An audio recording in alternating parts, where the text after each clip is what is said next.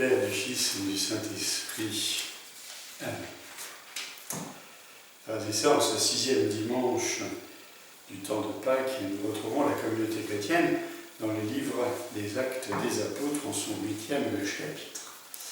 En faisant un petit retour en arrière, nous rappelons qu'il y a eu un moment de tension entre les chrétiens de langue hébraïque et les chrétiens de langue grecque, les uns s'estimant lésés par rapport aux autres dans le service dévolu à leur veuve. Ce à quoi les apôtres avaient répondu, eh bien que la communauté désigne parmi elles sept d'entre eux qui pourraient se mettre au service de l'exercice de la charité, au service des tables. Et parmi ces 7, donc Étienne et Philippe, par exemple.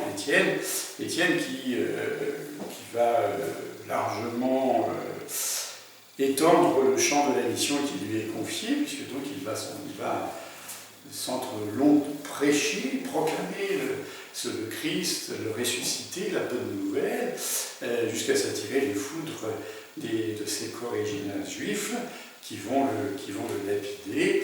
Et Saul sera le témoin spectateur. Et suite à ce martyre d'Étienne, la communauté de Jérusalem se disperse dans les campagnes alentours, sans doute les plus entreprenants d'ailleurs, les plus en risque peut-être. Et parmi eux, nous retrouvons Philippe, lui aussi, l'un des 7, et qui se retrouve dans le passage que nous lisons aujourd'hui, au chapitre 8, qui se retrouve dans une ville de Samarie.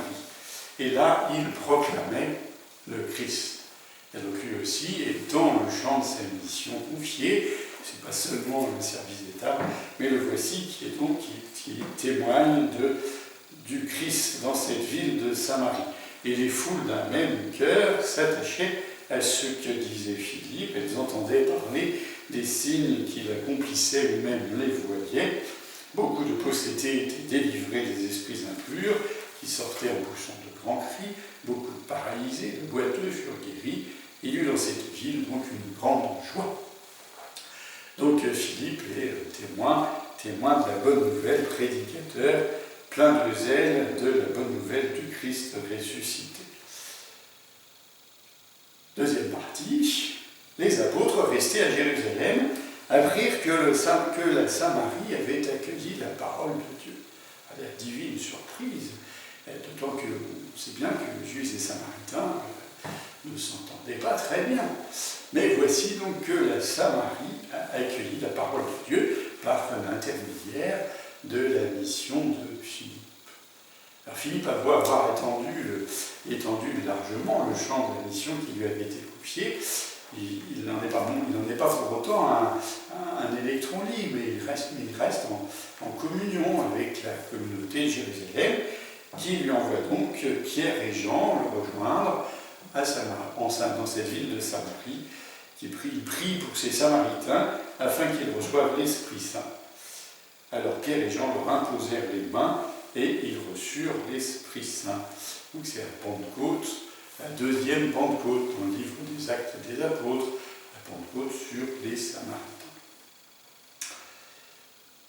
La deuxième lecture nous fait partager la pensée de Pierre, un passage de première lettre de Saint Pierre. Mes bien-aimés, honorez dans vos cœurs la sainteté du Seigneur le Christ.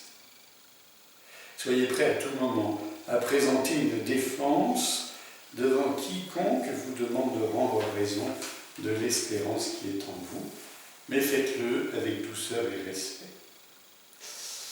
Magnifique adresse que celle-là de Pierre à ses destinataires. On ne sait pas trop qui ils sont. Sans doute une communauté déjà un peu plus établie que dans le livre des Actes, une communauté qui est en but à l'adversité. On lui demande de rendre raison de l'espérance qui l'habite. Cette espérance, c'est la résurrection du Christ qui ouvre le chemin de la communion éternelle. Ce trésor de la vie chrétienne. Et pour Pierre, il ne s'agit pas de s'auto-justifier en permanence. Non, c'est pas du tout ça. Soyez à tout moment prêt à présenter une défense devant quiconque vous demande de rendre raison. La question est première. Quiconque vous demande de rendre raison de l'espérance qui est en vous, alors, voilà, soyez prêt à présenter votre défense.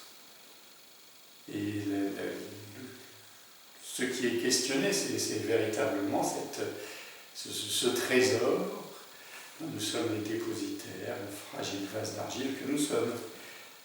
Vous voyez, la vie d'enfant de Dieu, promise à la communion éternelle.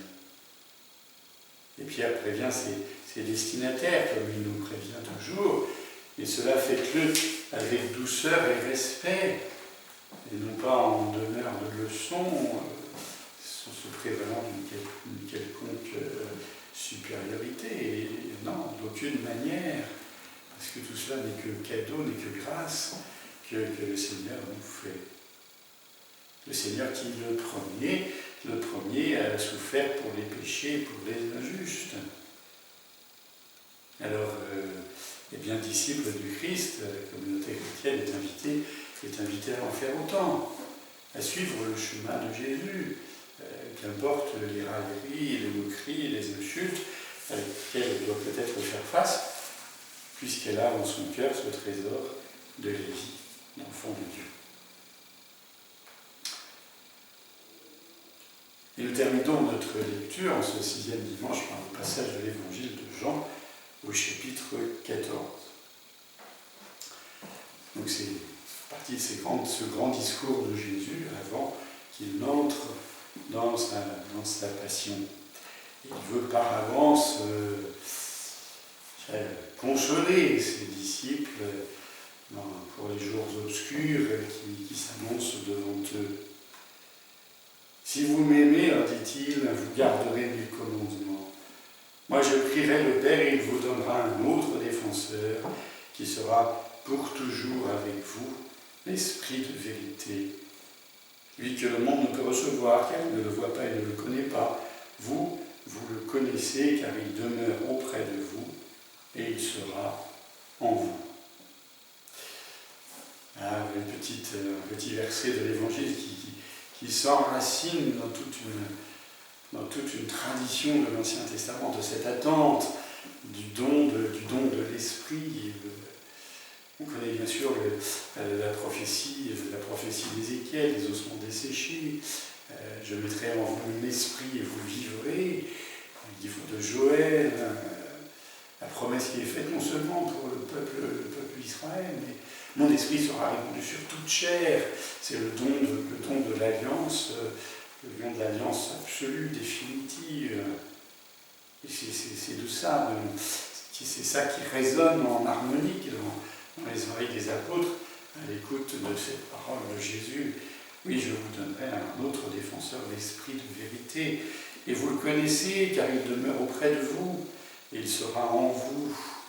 Il demeure auprès de vous, parce que moi, le Fils, je suis là, et il sera en vous, je vous le donnerai, et je ne vous laisserai pas orphelin. Je reviens vers vous, d'ici peu de temps, le monde ne me verra plus, mais vous me verrez vivant, et vous vivrez aussi. En ce jour-là, vous reconnaîtrez que je suis en mon Père et que vous êtes en moi, et moi en vous. Celui qui reçoit mes commandements et les garde, c'est celui-là qui m'aime, et celui qui m'aime sera aimé de mon Père. Moi aussi je l'aimerai, et je me manifesterai à lui. Promesse là encore de communion à la vie même de Dieu.